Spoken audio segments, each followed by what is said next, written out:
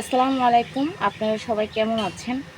আলহামদুলিল্লাহ, আপনাদের দোয়ায় আমি অনেক ভালো আছি। তো আজকে আবারও একটা ভিডিও নিয়ে চলে আসলাম আপনাদের মাঝে।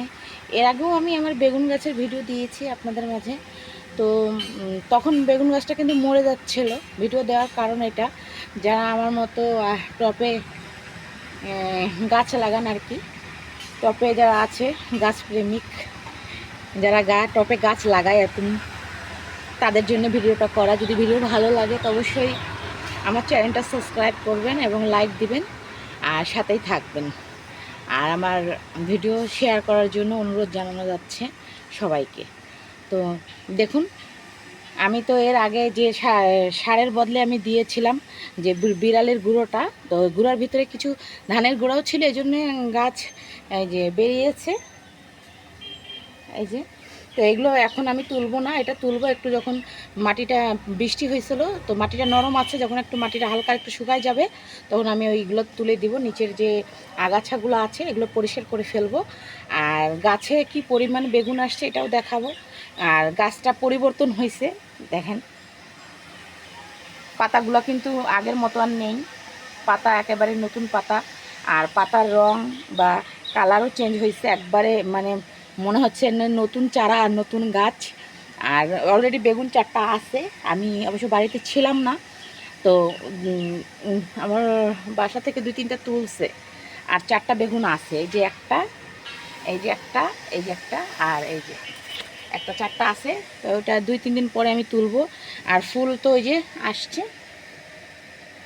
ফুল আসছে, এই যে ফুল আসছে।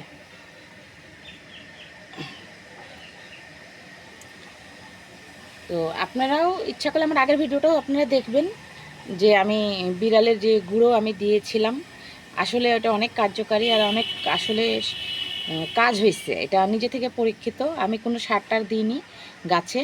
ওটা দেওয়ার পরে আমার গাছে যে এত পরিবর্তন আসছে এটা আমি নিজেই কল্পনা করতে পারি নাই। তাই আমি বলছি ভিডিও তাহলে বানানো দরকার আছে, যারা গাছপ্রেমিক আছে। আর বেশিরভাগ মানুষই বাসায় বিড়াল পোষে। আর গুঁড়োটা কিন্তু আমরা ফেলেই দিই, গাছ আছে ছাদের পরে, কিন্তু এটা কাজে লাগাই না। কিন্তু এটা কাজ যে করে এটার প্রমাণ এটাই, এই গাছটাই। আমি আমার বেগুন গাছ দিয়ে আমি প্রমাণ পেলাম যে আসলে এটা কাজ করে। আবার গাছের গোড়া টোড়াগুলো একেবারে সুন্দর হয়ে গেছে। আর পাতাও পরিবর্তন অনেক আসছে। 2 সপ্তাহ আমি বাড়ি ছিলাম না, 2 সপ্তাহ কম হবে, বাড়ি ছিলাম না, অনেক পরিবর্তন আসছে। আর বৃষ্টির পানি পাইছে এই জন্যে আর কি। তো এরকম আপনারাও বাসায় গাছ, ছাদের উপরে গাছ লাগাতে পারেন, যাদের বা নিচে ঘরে বা কোনো জায়গা নেই, টপে গাছ লাগিয়ে কিন্তু বেগুন, মরিচ, তারপরে হলো অনেক ধরনেরই, অনেক লাউ গাছও লাগায়, কুমড়াও লাগায়, এরকম কিন্তু লাগালে কিন্তু তার গোড়ায় যদি গুঁড়োটা দেওয়া যায়, বিড়ালের যে গুঁড়োটা, যেটা আর কি আমরা গুঁড়োটা ফেলে দিই বিড়াল ব্যবহার করার পরে, তাহলে অবশ্যই কাজ হবে। যখন বেগুন গাছে কাজ হয়েছে অন্য গাছেও কাজ হবে।